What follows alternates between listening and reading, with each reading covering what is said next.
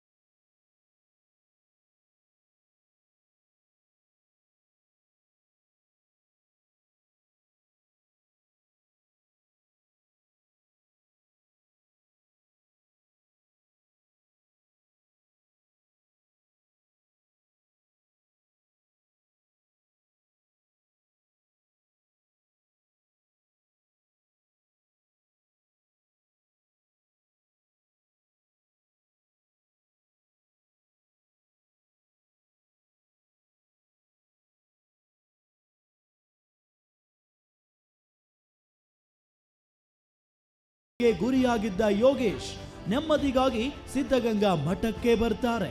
ಸ್ವಾಮೀಜಿಗಳ ಪಾದ ಸ್ಪರ್ಶ ಮಾಡ್ತಾರೆ.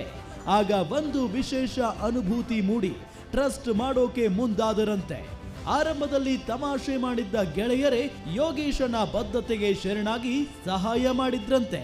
ಈಗ ಅದೇ ಟ್ರಸ್ಟ್ ನಿರಾಶ್ರಿತರಿಗಾಗಿ ಒಂದು ಆಶ್ರಮವನ್ನೇ ನಡೆಸುತ್ತಿದೆ. ಅನಾಥ ಶವಗಳಿಗೆ ಸಂಸ್ಕಾರ ಮಾಡುತ್ತಿದೆ. ಸಮಾರಂಭಗಳಲ್ಲಿ ಉಳಿದ ಆಹಾರವನ್ನು ಚೆಲ್ಲುವುದಕ್ಕೆ ಬಿಡದೆ ತೆಗೆದುಕೊಂಡು ಹೋಗಿ ಹಸಿದವರಿಗೆ ಬಡಿಸುತ್ತಿದೆ. ಸಾವಿರಾರು ಜನರ ಬದುಕಿನಲ್ಲಿ ನೆಮ್ಮದಿ ಮೂಡಿಸಿರುವ ಜನಸ್ನೇಹಿ ಯೋಗೀಶ್ ಅವರಿಗೆ ಕರ್ನಾಟಕ ಐಕಾನ್ ಪುರಸ್ಕಾರ ನೀಡುವುದಕ್ಕೆ ಗ್ಯಾರಂಟಿ ನ್ಯೂಸ್ ಹೆಮ್ಮೆ ಪಡುತ್ತದೆ.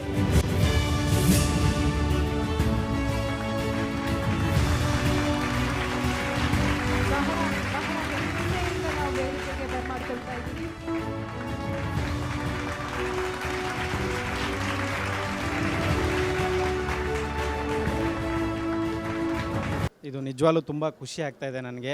ನಿಜವಾಗ್ಲೂ ಏನು ಹೇಳ್ಬೇಕಂತಲೇ ಗೊತ್ತಾಗ್ತಿಲ್ಲ. ಕರ್ನಾಟಕ ಜನರ ಪ್ರೀತಿ ಆಶೀರ್ವಾದ ಜೊತೆಗೆ ಇವತ್ತು ಗ್ಯಾರಂಟಿ ನ್ಯೂಸ್ ಅನ್ನೋ ಒಂದು ಮಾಧ್ಯಮ ಲೋಕ ಇವತ್ತು ನನಗೊಂದು ಈ ಒಂದು ಅವಾರ್ಡ್ ಕೊಟ್ಟಿರೋದು ಇನ್ನಷ್ಟು ಪ್ರೋತ್ಸಾಹ ಕೊಟ್ಟಿದೆ. ಸೊ ತುಂಬ ಖುಷಿ ಆಗ್ತಾಯಿದೆ. ಎಷ್ಟೋ ನೆಗೆಟಿವ್ ಕಮೆಂಟ್ಗಳ ಮಧ್ಯದಲ್ಲಿ ಪಾಸಿಟಿವ್ ಆಗಿ ನಮ್ಗೆ ಆಶೀರ್ವಾದ ಮಾಡಿರ್ತಕ್ಕಂಥ ಕರ್ನಾಟಕದ ಜನರಿಗೆ ಈ ಒಂದು ಅವಾರ್ಡನ್ನು ಅರ್ಪಿಸೋದಕ್ಕೆ ಇಷ್ಟಪಡ್ತೀನಿ. ತುಂಬ ಖುಷಿಯಾಗುತ್ತೆ.